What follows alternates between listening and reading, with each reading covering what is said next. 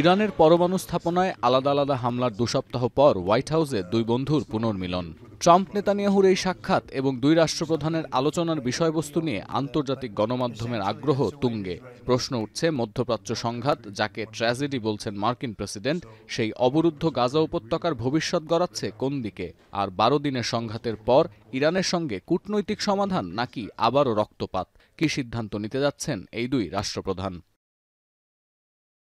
মার্কিন বার্তা সংস্থা সিএনএন বলছে, পূর্ণাঙ্গ যুদ্ধবিরতি নয়, বরং হামাসের কাছে আটক বাকি জিম্মিদের মুক্তির বিষয়ে আলোচনা হয়েছে ট্রাম্প নেতানিয়াহুর সবশেষ বৈঠকে।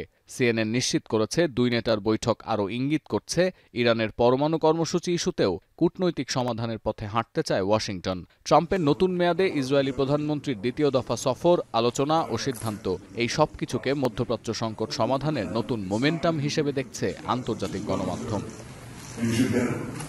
সিএনএন আরও বলছে, নেতানিয়াহুর সঙ্গে বৈঠকের পর বাইডেন প্রশাসনের মতো আবারও হামাসের সঙ্গে বন্দী ও জিম্মি বিনিময় এবং সাময়িক অস্ত্রবিরতির সমাধানে গুরুত্ব দিচ্ছেন ট্রাম্প।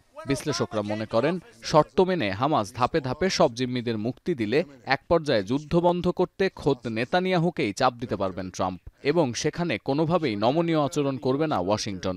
বিপরীতে নেতৃত্ব সংকটে ভোগা হামাসকে চাপে রাখতে ব্যবহার করবেন কাতারের আমিরকে। আগামী কয়েক সপ্তাহের মধ্যে দুপক্ষকে সমঝোতায় বাধ্য করা ট্রাম্পের নয়া এজেন্ডা হতে যাচ্ছে, দাবি করছে সিএনএনও। The Saudis will not negotiate with Israel as long as the Israeli army is fighting in Gaza. So he wants to end that, the president. He sees openings also for possible peace arrangements between Israel and Lebanon, Israel and Syria, peace breaking out to the entire Middle East if this agreement with Hamas can be reached. The president could put pressure on the prime minister. এদিকে বৈঠকের দ্বিতীয় গুরুত্বপূর্ণ agenda ইরানের পরমাণু কর্মসূচি। বিশ্লেষকরা বলছেন, তেহরানের সঙ্গে সংঘাতে জড়ানোর পর যুক্তরাষ্ট্র ও ইসরায়েল দুদেশই নিজেদের বিজয়ী ঘোষণা করলেও দীর্ঘমেয়াদী সমাধানে পৌঁছাতে চায় ট্রাম্প প্রশাসন। কারণ ইরানের পরমাণু অস্ত্র তৈরির সক্ষমতা নষ্ট হয়ে গেছে এমন দাবি উঠলেও প্রমাণ দেখাতে পারেনি কোনো পক্ষই। বরং আন্তর্জাতিক পরমাণু শক্তি সংস্থার বিতর্কিত প্রতিবেদন ও বক্তব্যের পর ইরানের পরমাণু স্থাপনায় হামলা করে তেহরানকে এক প্রকার পরমাণু অস্ত্র তৈরির লাইসেন্স দিয়ে ফেলেছেন ট্রাম্প নেতানিয়াহু, বলছেন বিশ্লেষকরা।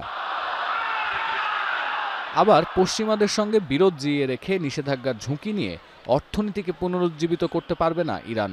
এর সঙ্গে আছে ইসরায়েল যুক্তরাষ্ট্রের হামলার ঝুঁকিও।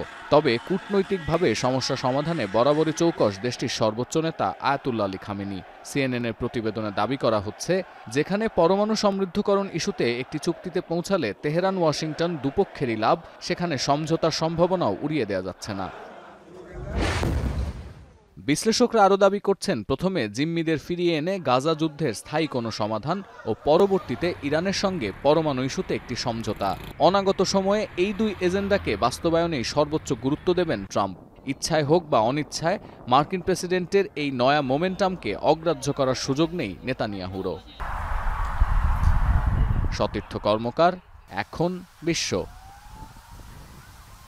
শিয়া বাটার ও ভিটামিন ই সমৃদ্ধ লিলি হালাল বিউটি সোপ, তারুণ্যময় উজ্জ্বল ত্বকের জন্য।